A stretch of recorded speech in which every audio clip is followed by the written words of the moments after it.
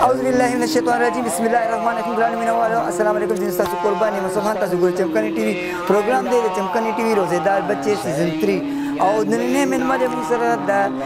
قومي وطن پارټي د ضلع پېښور چیرمن ملک محمد سلیم چمکني صاحب او نننې ماشوم چې کوم روزیدار ماشوم دی د دنوم بمونګه د دنه پښتنه کو السلام علیکم بیٹا وعلیکم السلام بیٹا نوم دې سره قاضی محمد فیروز قاضی محمد فیروز سبحان الله ډېر ښه نوم دی او دا ته وایي چې څنګه کې سبق دی 1K استاد اجي صاحب ورکوړ غوونه ماشاءالله نن روزه نیولې دا کله سره زبردست کار کړی دی چې غټ غټ ځوانان خوري او دې ماشوم د ټول خلکو لپاره یو مثال دی او هغوی لپاره دا دې ماشوم ته وګوره دا زموږ وړوکی ماشوم نه دی دا روزې نیسي او چې کوم دا غټ ځوانان یې خوري الله تعالی د هغوی نه شرم خبره هغوی لپاره چې زموږ دا بچي او زه بیا د چمکني ټي وي والا ډېر شکریه ادا کوم چې هغوی داسې ماشومان مخې ته راولي دې سره د نور خلکو حوصله ځایږي او دې سره نور خلکو کې دغه پیدا کېږي مینه پیدا کېږي چې وایي دا روژه ده روژه دا د پښتون شعر دی چې د الله تعالی د هر یو څه ثواب دی که نه هر یو څه خپل لیکن د روژې ثواب الله تعالی په خپل لاس ورکوي بالکل جی بالکل نو دې نه غټه دویمه خبره روژې سره دومره شي چې زموږ خلکو کې دا دغه پیدا شي چې یو سړی چې هغه وګوري چې دا روژهدار سړي چې د غریب سړي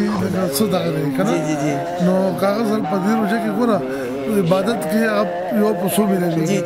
که یو روپۍ ورکړي د الله په نوم باندې د هغې په ډبل باندې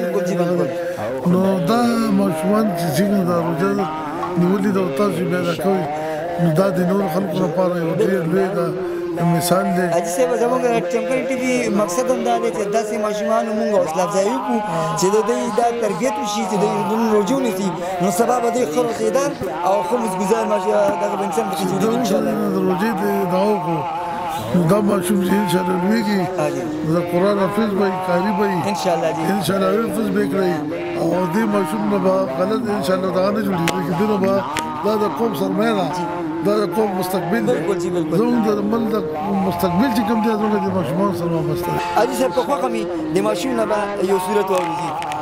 بسم الله که بچي یو صورت ووایه بسم الله الرحمن الرحیم قل هو الله احد الله الصمد لم یلد ولم یولد ولم یکن له کفوا احد صدق الله العظیم جزاک الله جزاک الله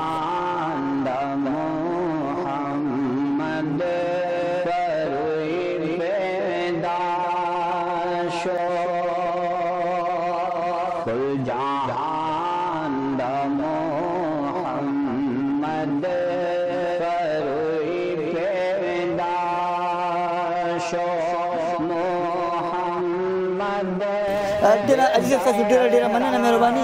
شکریه مینهوالو دا زموږ نننی پروګرام که چېرې ستاسو ماشوم روژه نیولي په لاندې ورکړل شوي نمبر باندې موږ رابطه کوو ستاسو کور ته سره د ماشوم حوصله افزایي لپاره په دې خبرو سره انشاءالله هم د الله په امان